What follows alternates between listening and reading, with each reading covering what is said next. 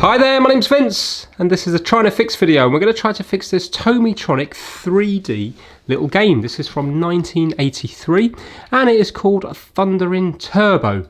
So it's a car-based game. To be fair, it looks amazing considering the age of it, but it's not working properly. But it's a really strange fault, so I actually think it's going to be interesting. To begin with, I thought, I'll show you in a minute, I thought it might be just corrosion on the battery terminals because it doesn't look too clever here, and you can see that this sticker looks quite corroded. Bit of foil here, but this is all gone see-through. But yet, it is actually working, apart from the left button here. Now that would make for a boring video, but this is where it's interesting. The left button works when you have your finger off accelerator. So basically the game is, I'll try to show you it through the lens here, it's going to be a bit awkward, but there's like 3 lanes on a banked circuit, and you have to accelerate and dodge other cars along the way. Now when you're in the left hand lane, while accelerating you can hit the right button and it will go over to the other lanes, but when you're accelerating you cannot press the left button, and that's what's going to make this interesting, in my opinion. So this was sent over to me by Mike from One Up Gaming Limited over on eBay. He sent me a whole box of interesting stuff. You might have already seen the little Sega Mega Drive portable that I did in the previous video. So let me try to film this, but it's going to be incredibly difficult. So let's turn it on. And let me see if I can get a camera angle on this. Right, I don't know how well that's going to come across, but watch this now. If I hit start here, you can see there's 3 cars, so that's 3 lives. And now it's going to count down from 3 to 1, and then it's going to start.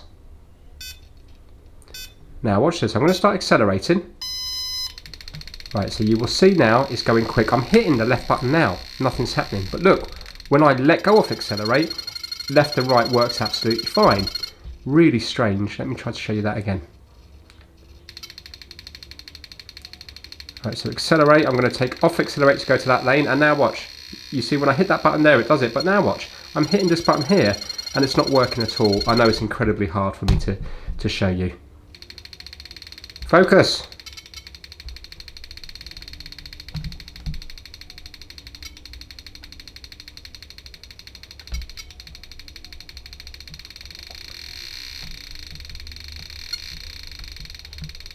So now when I'm accelerating I can go in the right hand lane, but I can't go in the left hand lane unless I take my finger off this one here. So let's take it apart and see if we can fix it. So let me show you the corrosion on the battery terminals. Ah, that just broke. Oh, that's annoying. I wasn't particularly heavy on that. I suppose the plastic's getting brittle. Mind you, what does it say to use? A coin. Yeah, maybe I was too heavy-handed there. Right, okay, so you can see there that it's definitely had signs of corrosion. Let me zoom in to show you. But obviously it is working, but you can see there that it's all corroded here and here. So maybe the board itself is damaged. For me, this is a really interesting fault because I would have thought they were all 3 independent buttons. So why by pressing one button is it affecting one off the left button but not the right button? That for me is really interesting, much more interesting than if this had no power. Right, so we have various crosshead screws, so let's undo them with a little screwdriver. And while we're doing that, I'll give a shout out to the My Mate Vince Massive. Oh, and also look what arrived the other day. Little note here, it says, "Dear Vince, I stumbled across your channel whilst looking for videos and support for repairing my son's PS4 VR headset. I searched for quite a while and watched many videos, but none managed or even tried to repair the fault, but you did. There you go, this channel adds value." I remember that one, it was where it was a faulty cable, and I think it was just one wire in the whole cable that was faulty, and I kept stripping it down in different places until I found the break, and then fixed it up, and although the cable looked a mess, at least it was working. And I think I did a pin out for it as well on one of the videos, so maybe that's helpful for other people. So since then I've been an avid watcher and have binge watched your back catalogue of fixes, thanks for that. As someone who is not particularly adept at fixing things, I never really tried. However, after watching you and seeing the enjoyment you got from problem solving, something we share in common, I started to fix my own broken devices. Well, how good is that? That's just brilliant. Because it is amazing, like, watching someone is obviously fun, but doing it yourself is 10 times better. I even electrocuted myself on a PS4 power supply after forgetting I hadn't discharged it. I know you feel that pain. Yes, those capacitors had quite a lot of energy left in them, enough to put a little burn hole on my thumb. Anyway, the reason I've written and sent the t-shirt is that we've just started our own printing company and our son wanted a My Mate Vince massive t-shirt. That's fantastic. I made him one and thought maybe you would like one too. I know you don't do merch, but I thought you might appreciate it anyway. Best wishes and keep those fixes coming. Dean Jones. Can I pronounce that? www.puddle.co.uk. Puddle. I'm not sure if I've got that right or not. So here we have it. Check this out. Look at that. The first bit of merch. Let me zoom out. The My Mate Vince Massive. Ta-da! Isn't that nice? Good, isn't it? Should really get myself in gear and sort out merch. Maybe if you contact Dean, maybe he would do a few t-shirts for you. Not sure if it's only UK based or not, but yeah. Right, okay, let's read out the massive list this month. So the My Mate Vince Massive, for people that don't know, are the top level Patreons over on Patreon that subscribe at the highest level. So this month they consist of Operational 117. I'll read the rest out while I'm undoing the screws here. And we have kitdigital.com, Kip Hakes, Max Rokotansky, Having Fun Repairs, Ellensburg Amplifier Repair and Service, Will Michaelis, Chris Seal, Dorian from Hoover Lux Restorations, Mediasteamer.com, Rob Hughes, Felipe at MrKeebs.com, Dan Prutton, and King Curd from Low Book Auto Sales. So massive thanks to each and every one of them.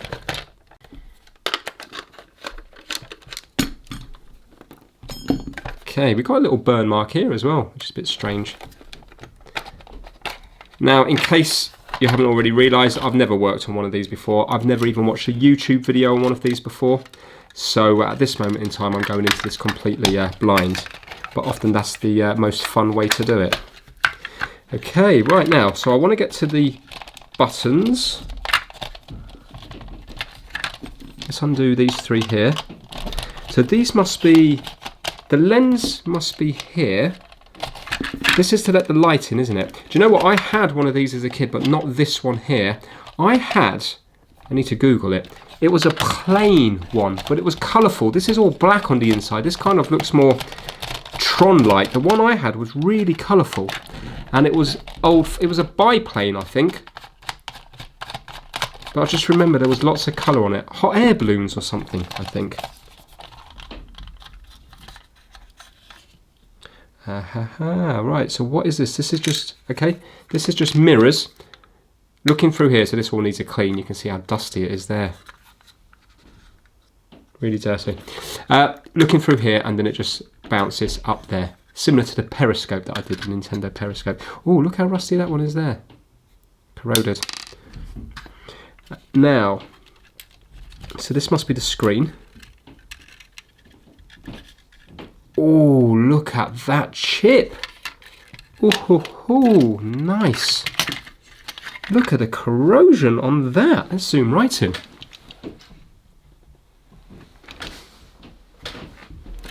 Wow. That's not just flux, is it? That is corrosion. And these tracks here are completely corroded. Okay, so this is the negative up from the battery. And this one down here is the positive. That really has completely eaten through. If I scraped away that, I reckon it would go completely. Wow, do you know what this is reminding me of? This is reminding me of who watched a metal detector video. And do you remember all the dark traces when I actually cleaned them were gone? So, let's see what we've got on the top side. So we need the red one's the accelerator and the right one's working. So it's this one here which is not working. This is the on and off button. So when it's here, the one that's not working is actually this one here. This contact here is not working. Fantastic, and it goes off and traces. Let's zoom right in and see if we can work out, because all you've got to do is short out these two here and it will work. Nah, but that's not right, is it? Because it's the acceleration which is not working when this one's pressed. So we need to trace the ones, I'll tell you what, let's trace the ones back from the accelerator and here and see if they both go into the chip. Let's start off at the accelerator. Strangely, it looks like it's already been scratched up. So with this one here, we've got the U here is on one kind of circuit. Where does that go to? So that goes down to this one here. Right, well, that one must be working because we know this button's fine. So now the other U is going up here, up, around, there's a second one here, it goes to here, and then goes tiny around here, around here, around here. It's like a racing track. Around, where are we now? The second one along, third one along. It's going to be the third one along, because it was going into here. It's going into the chip, isn't it? Okay, now let's go from the left button, which is going to be this one here. So let's do this side first. So where does that go? That goes off in loads of directions. Up to here. What's this here? Jumpers. So that jumper is going to go to this one here, which goes around to the on and off switch. Okay, so that's not relevant. Let's try this one here. Second one along, second, up around, still the second, oh, nice messiness here, and it goes to here, to this component, which is a resistor. Oh, and they're all labelled up as well. So should we first of all measure this resistor? This should be, I don't know, maybe 330k. Let's zoom out a bit. Quite a bit different. So I wonder, would that be enough to knock that one out? Mind you, I don't really know that that's 330k, do I? Is that the same? That's the same colour code as this one. Let's see what this one is measuring.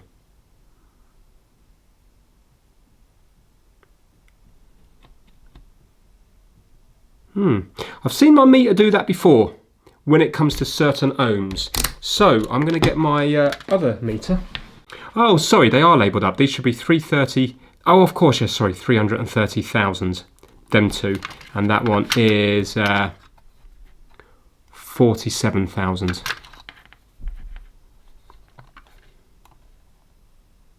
Which is right, isn't it? Yeah, that's pretty close. Yeah, I don't think it's that, because that's reading 400,000, isn't it? I don't think it's that. Right, okay. Oh, look at this here. We've got all... That looks really weird. Look at the screen. I hope I haven't just broken that now. That looks like it's leaks everywhere. But yet the screen looked perfect, didn't it? How is that plastic even attached? Oh, wow. Whoa. How good does that look? Of course, there's left and right for each eye, isn't it? That looks amazing. You could probably print your own track. And you can see when the car explodes, it explodes up here. So it flashes up certain segments on the LCD, but also lights up these bits here as well. Oh, that looks so good.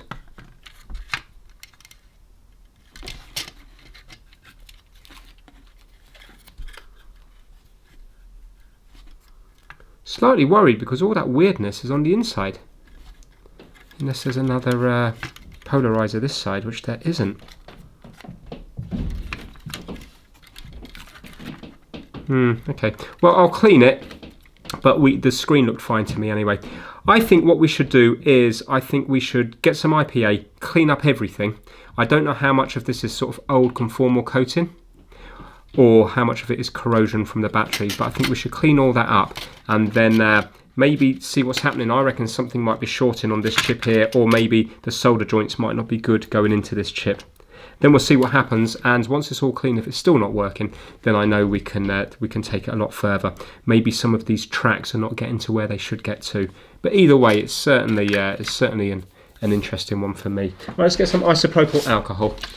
This stuff here, and let's give it a good clean.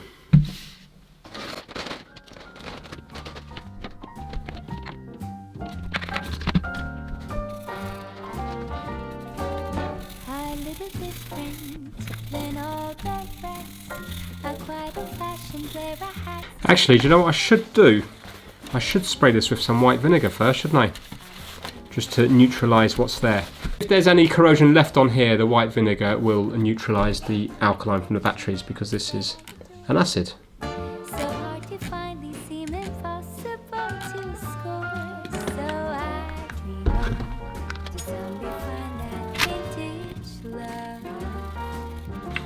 Maybe a bit of work's been done here, because I've just seen that there's a little bit of solder stuck there.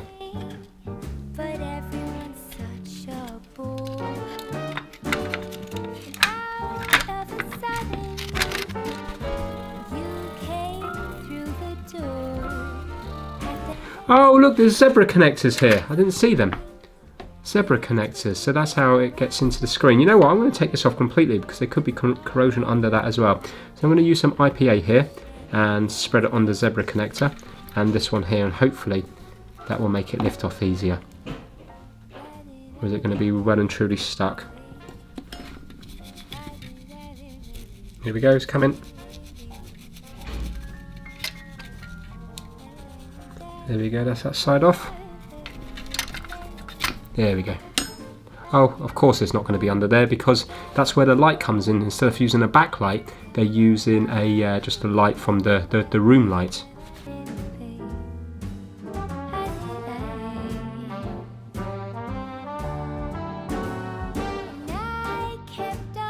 Yeah, do you know, I think what's happened here, I think it's got under this layer of glass. It looks like this front bit of glass is on there, but I won't be able to take it off. I think corrosion's got underneath that.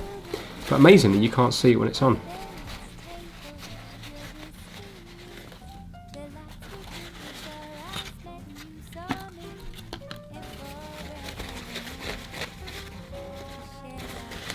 I think this has got conformal coating on, because it looks a bit yellow. Should we zoom into the chip and see what it says?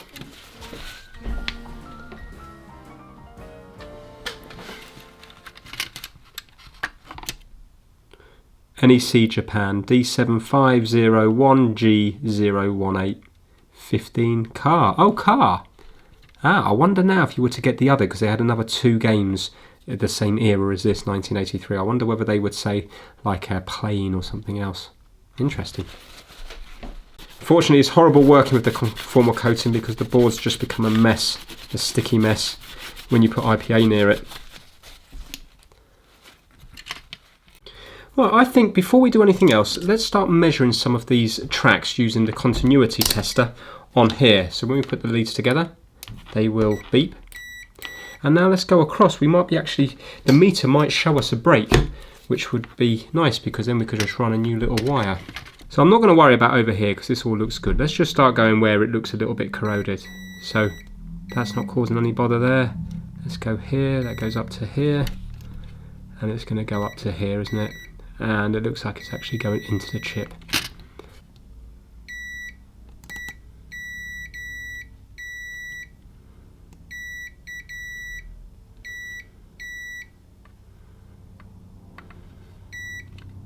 They're all good so far.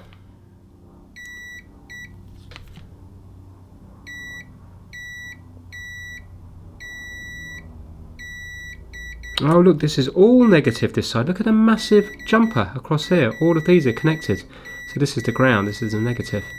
They're all good. That's good.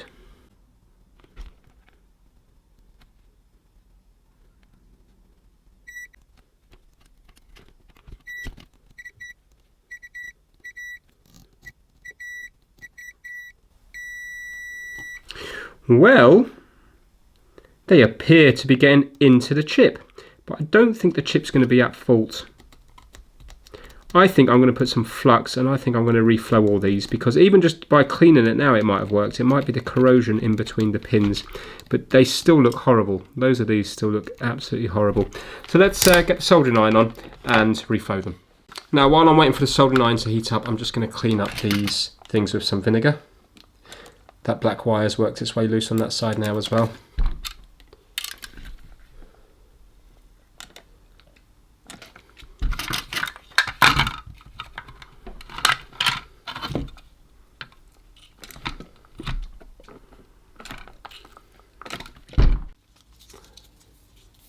Right, I'm just going to add some flux to these legs.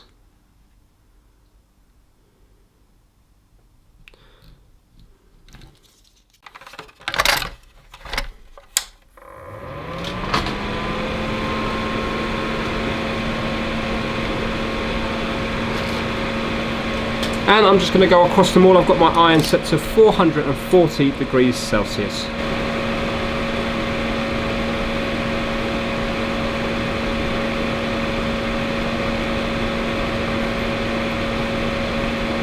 Oh, they look much better.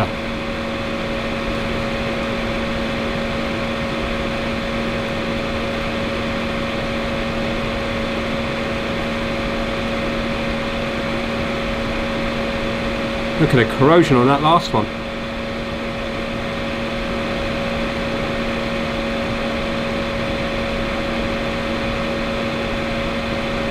Do you know what? I don't think that's connecting to that anymore. I think that might have just burnt through.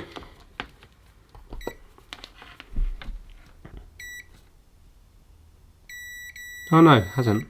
I'm not sure if that one's actually going anywhere.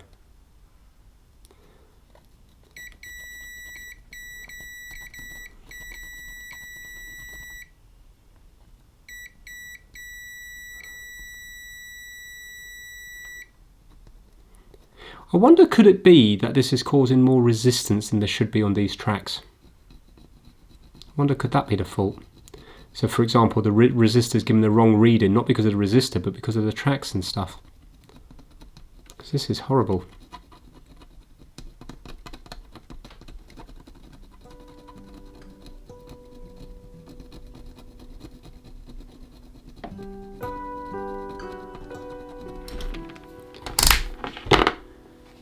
Bubblegum fights on the third floor.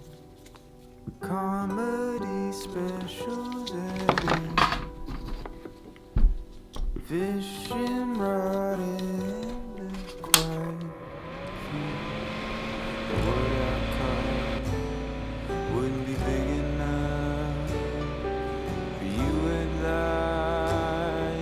Say I did great.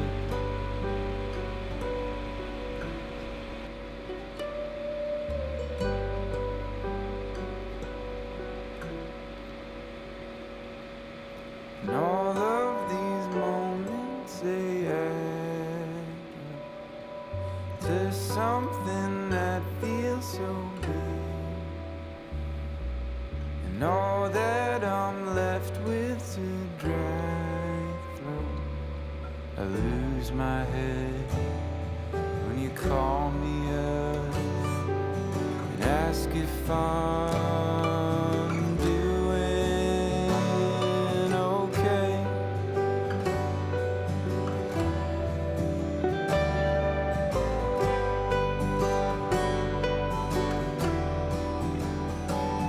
Was it easier when I was younger?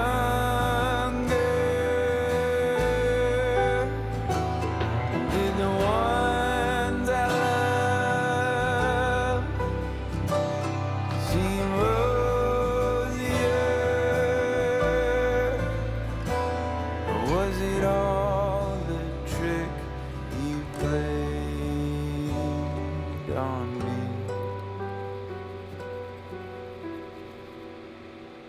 So while I'm here, I'm just going to clean up the solder joints, and also I'm going to replace some of the tracks with enamelled wire. Although the multimeter is showing that they're all working okay, I'm just a slight bit worried to see maybe if there's going to be high resistance on some of them.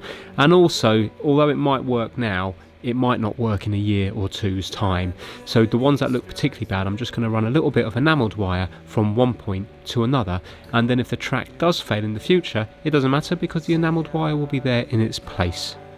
Stay apart and leave it all unsaid.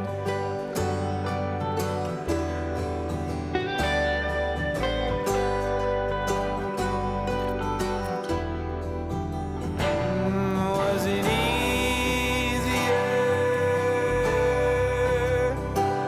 when we were younger?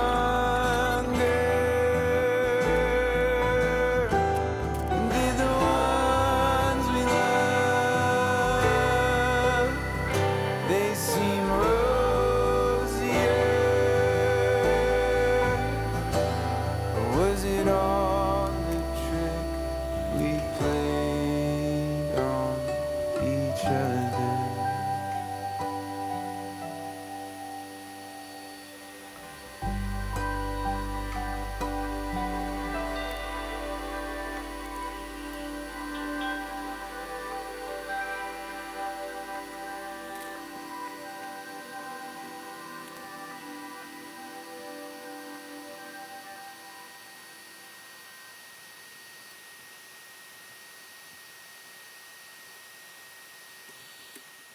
So I've run a few wires in between these bits here. I'm just going to replace this old wire here with this nice new one.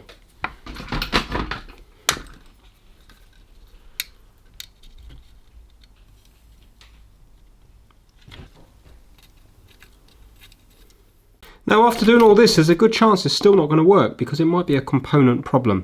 But at the same time, there is definitely damage on this board here. So hopefully by doing this, I've helped it a little bit. And then if it still doesn't work, we can just fault find it more like a normal board without all the corrosion on it. But by simply cleaning up this chip and stuff, that might be the fault fixed. Right, I'm not going to put any solder mask on it yet. I'm going to put it back together and see if it's working.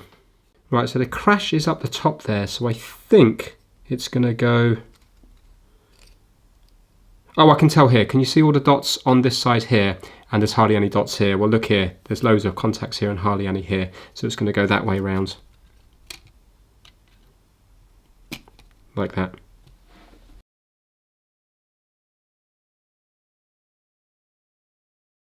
Right, let's see if it's going to do anything different. So I'm just going to look myself first of all. Right, good news. The button's working, but yet the display is half missing. I mean, right now I can't even see my car unless I press down very hard. Do you know what? But that's just going to be a ribbon. That's just going to be a cable thing. But the buttons are definitely working. Let me see if I can show you the missing display. See there, I have to press down hard, and when I let go, they disappear. Press down hard, it comes back. But watch, if I accelerate... hold on, 1 second. Accelerate, where you gone? Right, look, see I move. I just crashed. Let me fast forward through this bit. There, can you see it moving? Well, I'm going to put it back together. It's too hard to film like that. So I think what I'm going to do is, I think I'm going to give it a nice clean up now using a wet wipe. And the other thing is you can't turn it off until it's finished the game, which is a little bit odd. Yeah, I'm going to give it a good clean with a wet wipe. And I think that's going to be fixed. So it was just corrosion causing that. Slightly worried that it's not kind of doing it properly. But look, I haven't got all the screws in yet, so I suppose there's no pressure on those little zebra connectors. Right, so that's really it as far as the fix is concerned. I just need to do the boring jobs now, which is just giving everything a really good clean, and then cover all those damaged traces with solder mask. That takes ages because I have to put the solder mask on, put the UV light on it, 5 minutes, move it an inch to the side, put the UV light on again, 5 minutes later, move it again. So it takes quite a long time, but cleaning this actually takes a long time as well. Now, when it comes to the screen, the reason it wasn't displaying properly is because of the zebra connectors. but it was displaying fine when I first of all started working on this. So there is an option to put 4 little screws on when I look closely to put more pressure down on the zebra connector on the little white plastic, but yet they weren't here originally. Now I don't know if they've been taken out maybe by a previous repair attempt on it, or whether maybe the accountants took them out when they realised it wasn't really necessary, because as you've seen at the beginning of the video, this screen was working fine. But now that I've been messing with the zebra connectors, they're no longer fine. So I have to find 4 little screws just to put in there, and that completely solves that problem. Now the biggest headache I had here was actually trying to fix the battery catch. I was thinking about playing it in kind of real time, but it took me over half an hour, and I'm thinking I'll save the fix for maybe another video where it's going to be more relevant. But basically what I did is I glued it on like I normally do, and then I just ran the soldering iron over it to try and melt the plastic together. I thought it was going to be strong, but just like the shredder that I did recently that broke within 15 seconds of use, as soon as I used the catch a couple of times, it snapped straight off again. So what I did, which is working right now, and even after this video has been filmed it's still working, I've tried it dozens of times, is I've got some stainless steel mesh, and I actually melted it with my soldering iron into the actual catch. So I made it into a little L shape and I melted it in. You can just see it here in the fast forwarded bit. And I suppose now it can no longer snap because the metals is kind of reinforced, like reinforced concrete. The metal is now reinforcing the plastic, so it is actually working, even though it looks a complete and utter mess.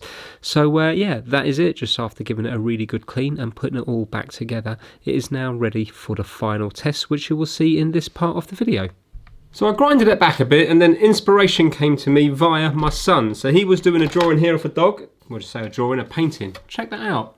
How good does that look? There's another dog underneath it, so ignore that one. But look at that. He's only 12. And yet, believe it or not, in art, he still only gets mid-range scores. How can that be mid-range for a 12-year-old? If you asked me to paint for a year, I wouldn't be able to do that. Anyway, what I've done is I've mixed up some paint here just to throw in here. Still looks absolutely awful, but good news is it does actually work now, and it doesn't break just by looking at it. So I actually think that that is stronger than it was when I started, because all I did to begin with was that and it broke. So yeah, I think that's going to be better than it was. Right, let's get the batteries in this. I'm going to test it, make sure it all works, and then I'll try to get a camera set up so you can see what's going on. So here we have it, and those 4 screws worked perfectly. The screen now is just like it's supposed to be, because I double checked with a couple of videos on YouTube and it looks exactly the same. So operation of this now is perfect. When you accelerate, you can do left and right. I will try to show you through the lens, but I don't know how well that's going to come across. The overall condition is now clean and it works perfectly, but it's not in good condition whatsoever. It's massively discoloured. Obviously I've made a complete mess in here now, which is not nice whatsoever, but at least it does close, which is good, and I've opened and closed that quite a few times now. I think using that metal will be a lasting repair. So yeah, it's never going to be a one for a collector, but at the same time it works good. And you know what, considering back then you would have been in competition with things like the Game & Watch, this really is good. It does give you a sense of 3D. It's nice and vibrant, the colours are good, it's fast paced. So yeah, let's turn it on. I'm going to try to get filming through one of the lenses, and I'm going to use the viewfinder to play the game. So let me get this set up.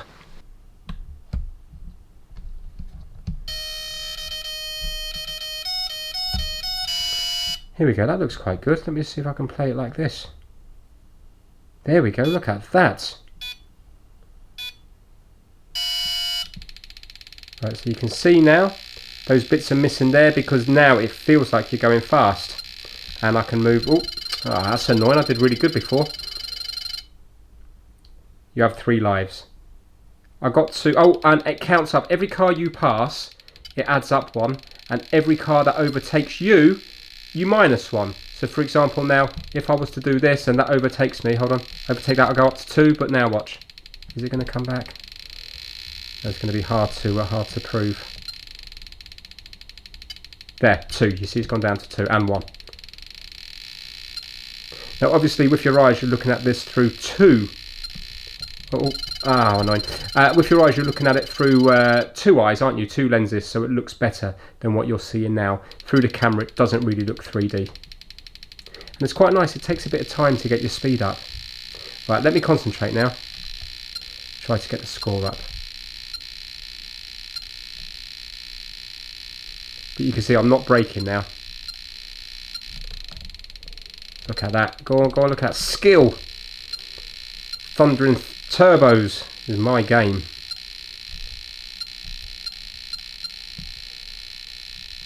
Now imagine using two eyes, how much better it would look. It's not a bad game really, is it, for the age of it?